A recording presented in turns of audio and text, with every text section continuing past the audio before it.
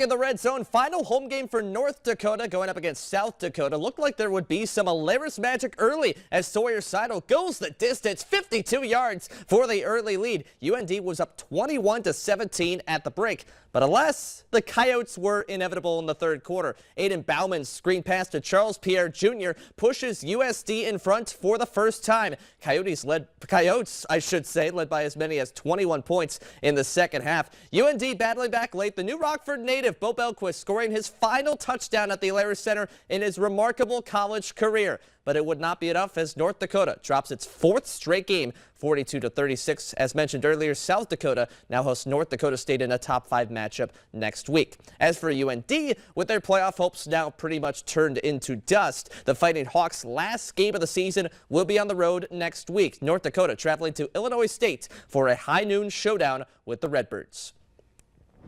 Turning to NSIC football, this was a great day for a pair of our local teams. Bemidji State grinds out a fantastic win over the first-place Augustana Vikings 17-10. Beavers finish in a three-way tie for second in the conference, with this win going a long way towards potentially making the D2 tournament. Selection show, by the way, is at 5 o'clock this Sunday.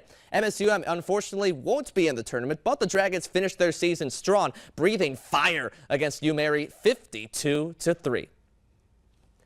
Up next, it's back to Grand Forks, where North Dakota hockey is seeking the weekend split against the top-ranked Denver Pios.